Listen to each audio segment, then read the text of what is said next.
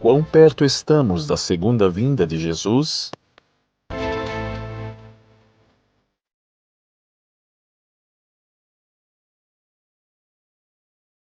Ao longo de muitos anos, as pessoas se perguntaram: o quão perto estamos da segunda vinda de Jesus?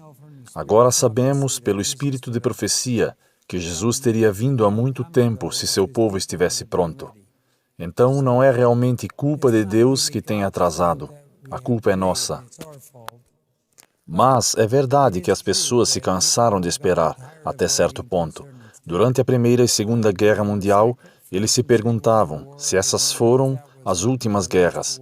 Eles também tiveram períodos de tempo de outras crises, quando eles pensaram que este era o fim. Como sabemos que estamos realmente chegando ao fim desta vez? Número 1. Existem vários paralelos bíblicos e profecias e outras coisas que apontam para o fato de que estamos ficando sem tempo. Uma, é a primeira vez que Israel fez não cruzar o Mar Vermelho, mas eles fizeram a segunda vez, que não atravessamos no final de 1800, quando Jesus queria vir, mas vamos atravessar desta vez. A questão é, quão perto estamos nós? Existem vários indicadores que estamos como nos dias de Noé. Um dos maiores pecados nos dias de Noé não era só a violência, não era só o mundanismo, era a mistura da amalgamação dos genes do homem e animais. Vejam, isso não acontecia anos atrás, mas está acontecendo em todos os lugares hoje. Sabemos que eles estão fazendo em segredo há muito tempo. Mas agora é público, que com a aprovação do Papa, o Congresso votou dinheiro para fazer pesquisas nesta área. Os resultados são horríveis. E se você olhar um pouco para isso, isso é terrível. Mas agora, com as injeções que estão sendo forçadas em todo o mundo, agora até os humanos estão se tornando transgênicos. E nossos genes estão sendo modificados de homens para X-Men, podemos assim dizer. De qualquer maneira, nem todo mundo vê isso, mas essa é a minha convicção de compreensão, e muitos cientistas com credenciais estão fazendo a mesma coisa. Mas a maior prova em minha mente de que estamos vivendo na última geração não é apenas o fato de que Roma e os Estados Unidos finalmente classificaram os fãs.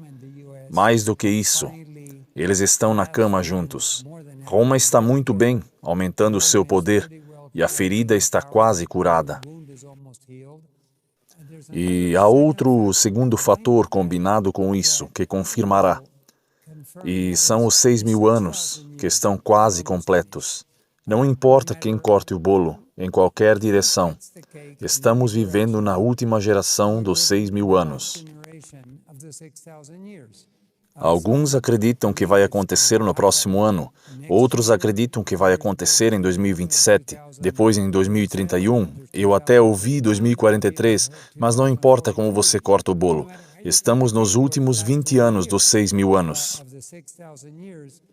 Eu acredito que é em 2027 que os 6.000 anos se esgotam.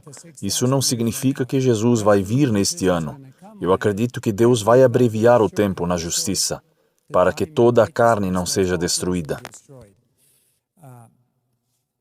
Com essas injeções ao redor do mundo, certamente a expectativa de vida da raça humana foi encurtada significativamente. E eu acredito que Jesus virá durante os próximos 6 a 7 anos. Mas só Deus pode confirmar. Talvez eu esteja errado. Talvez seja 2031, talvez seja 2043, mas ainda é a última geração. Os próximos 20 anos estão nessa geração. Então estamos vivendo bem no fim dos tempos. Eu acredito que é mais curto do que pensamos. Acredito que não temos tempo para dormir neste tempo, que Deus está preparando o seu povo. Eu já preguei em mais de 100 países e acho que há um despertar e um processo de preparação em todo o mundo. E acredito que um desses anos, muito em breve, talvez no próximo ano, assim que a lei dominical chegar, eu acredito que será o fechamento da porta da oportunidade do período de graça para a Igreja Adventista. E a porta será fechada, como diz, no último dia do fim para aqueles que gostariam, não entrarão. mas está aberto para aqueles que não ouviram a verdade. Então saberemos muito em breve, quando a lei dominical chegar, que o tempo de preparação acabou.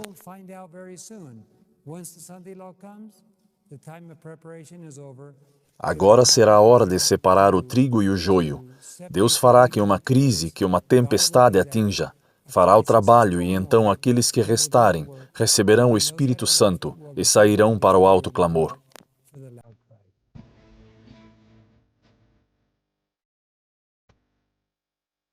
O que o povo de Deus deveria estar fazendo neste tempo?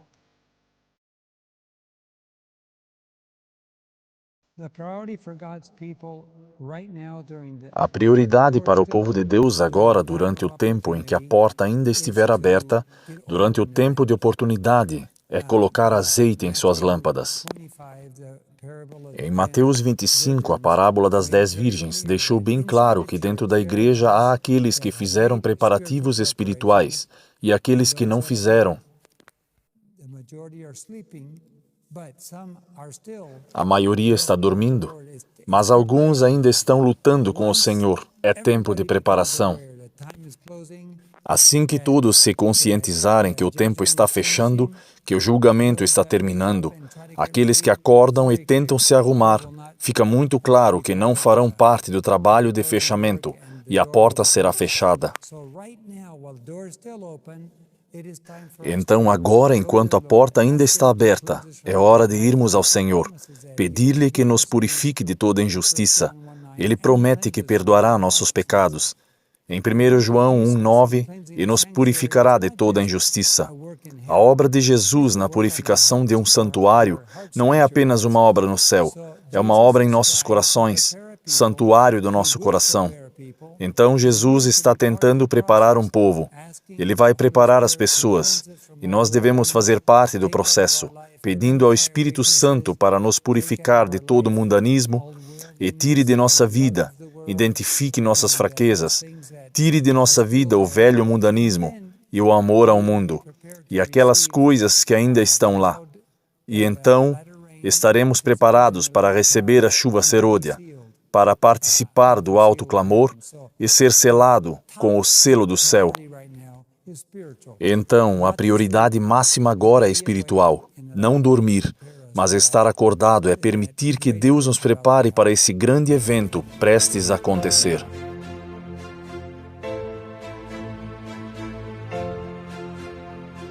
É hora de escapar das cidades?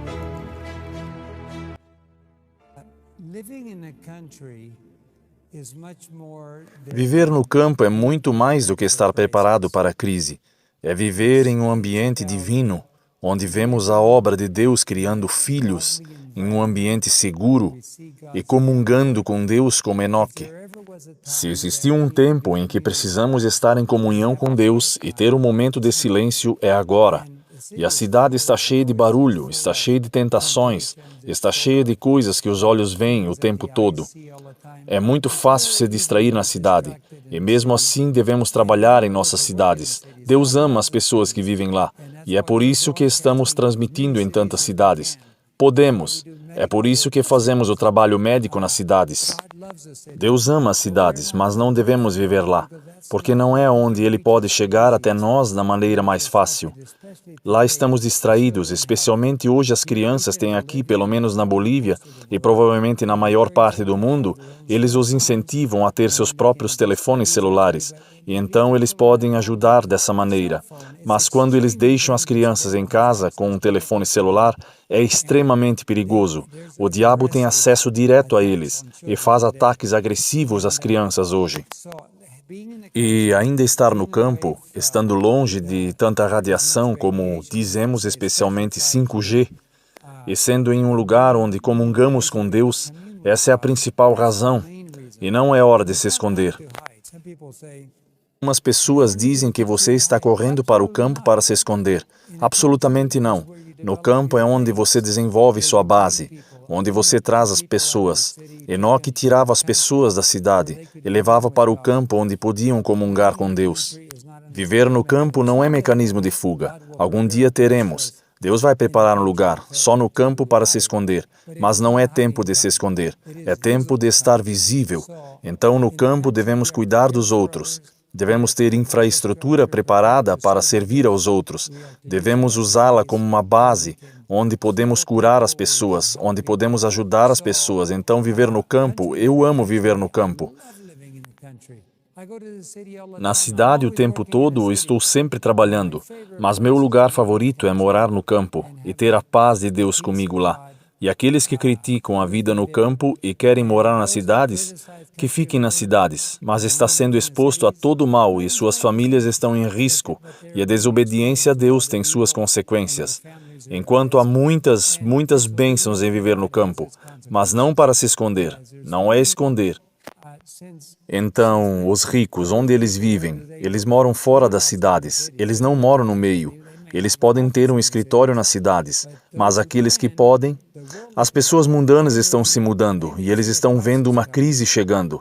E eles podem estar fazendo isso por uma razão, mas eles são mais inteligentes. Os filhos das trevas, às vezes, são mais inteligentes que os filhos da luz. Então, se pudermos viver no campo e fazer o que Deus diz e trabalhar nas cidades, é uma combinação ideal que terá a bênção de Deus. Como podemos planejar um futuro incerto?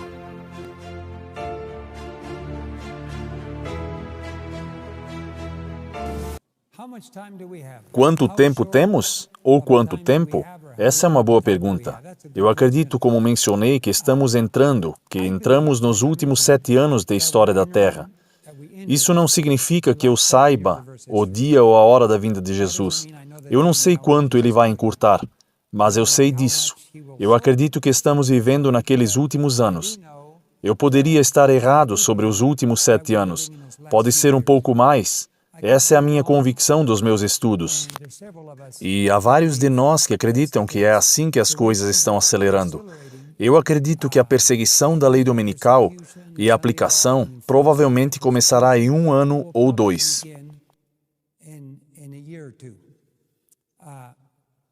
O que significa que teremos pouco tempo para fazer um grande trabalho. Deus terá que fazê-lo através do seu Espírito Santo, e Ele terá que nos sustentar, porque tudo será feito para parar a obra de Deus. A ira do inimigo será sobre o povo de Deus. Ele sabe que seu tempo é curto. O diabo tem uma grande ira, porque ele sabe que o seu tempo é muito curto. Devo plantar árvores frutíferas? Sim. E se nós só tivermos alguns anos, Deus sabe o que fazer com as árvores. Ele pode fazer uma árvore frutífera crescer durante a noite. Ele fez uma videira crescer para Jonas durante a noite, e Ele pode cortá-la durante a noite também. Devemos fazer tudo o que está ao nosso alcance para colocar nos sistemas de água painéis solares, plantar árvores e, se Deus achar melhor nos alimentar de outra maneira, mandar maná, isso será com Deus. Mas nós precisamos fazer nossa parte. Então eu tenho plantado árvores em todos os lugares. Eu tenho plantado vegetais. Nós temos obtido agricultura colocando assim painéis solares, hidroelétricas pequenas centrais. Acredito que devemos fazer tudo o que pudermos. Mas e se tivermos apenas 2 ou 3 anos, tudo bem, fizemos o que podíamos. E se tivermos mais do que isso, fizemos o que podíamos. E ainda vamos ter uma colheita maior. Mas não fazer nada, acredito que agora seja muito doloroso para o futuro. Então vamos confiar em Deus. Se tivermos mais 3 a 4 anos restantes, o que você fizer hoje valerá a pena. Então eu deixo isso nas mãos de Deus. Faça o que você pode, seguir em frente, posto em posição. Estou até construindo prédios, estou até colocando em infraestrutura para um bem-estar no centro da cidade. Quanto tempo temos? Eu não sei. Mas estou agindo como se pudesse usá-los. E se Deus disser que não, não precisamos mais deles.